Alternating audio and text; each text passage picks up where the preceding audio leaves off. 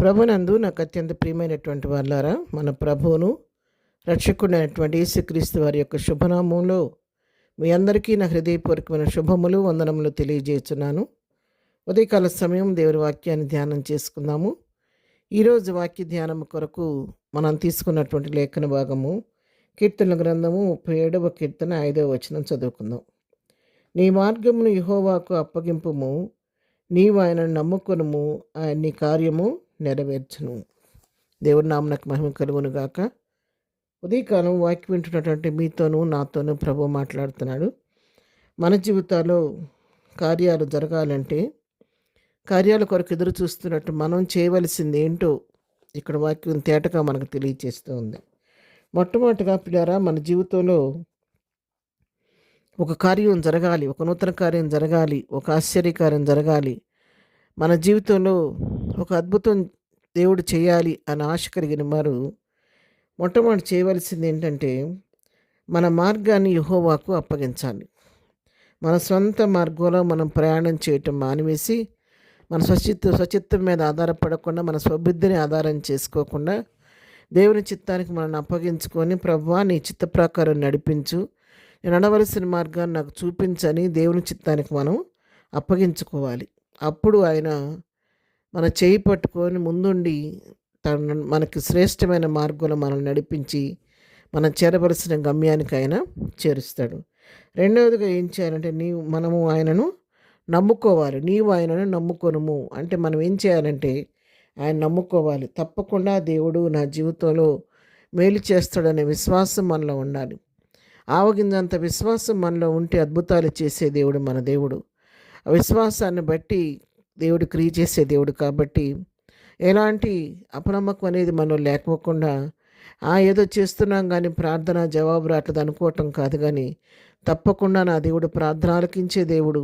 ఒక దినాన నా ప్రార్థనకు ప్రతిఫలం ఇస్తాడు, నా జీవితాన్ని ఒక మలుపు తిప్పుతాడు, అద్భుతమైన కార్యం నా జీవితంలో చేస్తాడు, నా తల పైకెత్తాడని విశ్వాసంతో మన ప్రభు వైపు చూస్తూ ఉంటూ విశ్వాసంతో నమ్మకంతో కనిపెట్టుకుంటే తగిన సమయంలో ఆయన తన కార్యాన్ని మన పట్ల చేసే దేవుడై ఉన్నాడు.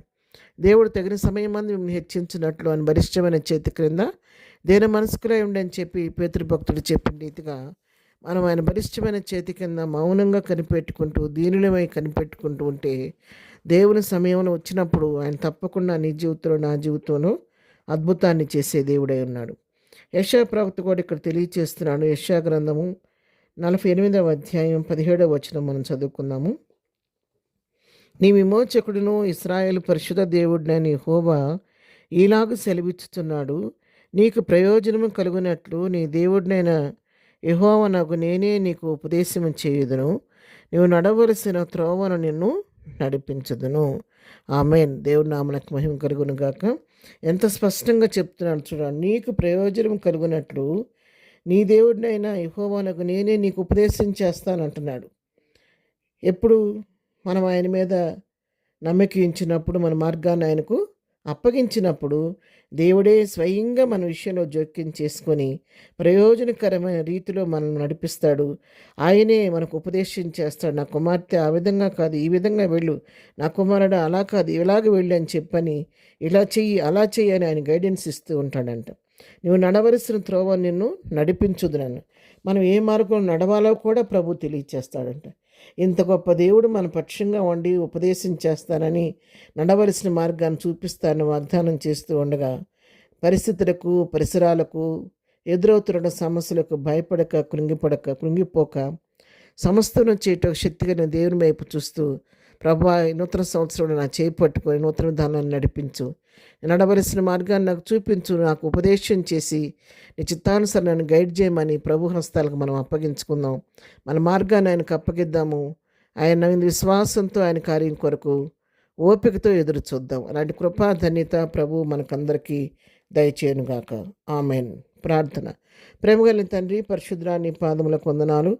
ఉదయకాలం వాక్యమైన బిడ్డలందరినీ దీవించి ఆశీర్వదించండి.